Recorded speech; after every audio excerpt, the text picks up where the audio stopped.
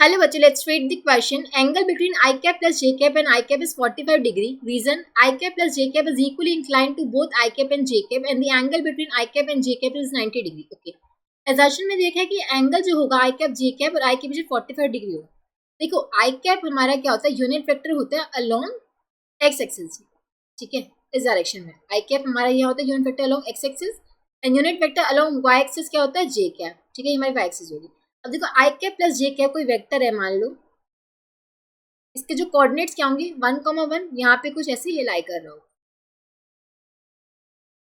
ये हमारा वेक्टर हो गया. ठीक है, सो कंपोनेंट ये हमारा ए यूनिट वेक्टर ए, ये हमारा ए वेक्टर हो गया. ठीक है, आई कैप प्लस जे कैप.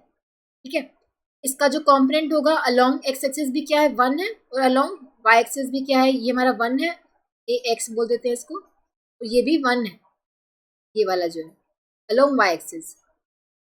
ठीक है, अगर मान लो ये थीटा, ये जो वेक्टर है यूनिट वेक्टर के साथ अलोंग एंगल थीटा बना रहा है, तो tan थीटा हमारा क्या हो जाएगा A Y by A X. A Y भी 1 है, ए एक्स भी 1 है, tan थीटा 1 आ रहेगी, theta would be 45 degree. Similarly आप विद वाई एक्सिस भी निकाल सकते हो, ये थीटा डैश, ये भी आपका 45 डिग्री आएगा, क्योंकि यहाँ से आप देख सकते हैं इक्वली इंक्लाइंड भी है, और आई और जे कैप के बीच में एंगल 90 डिग्री होता है.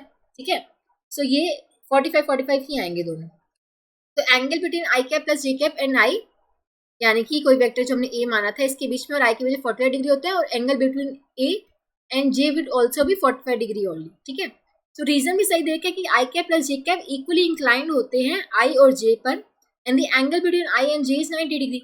ये जो वेक्टर है ये हमारा इक्वली इंक्लाइंड है आई कैप और जे कैप के साथ. ठीक है, और जे आई का जे के बीच में एंगल 90 डिग्री होता है, इक्वली इंक्लाइंड है, तो दोनों में 45 हो जाएगा. ठीक है, तो असर्शन भी करेक्ट है and reason is also correct. So हम बोल सकते हैं both assertion and reason are true and reason is the correct explanation of the assertions. Option A would be the correct choice.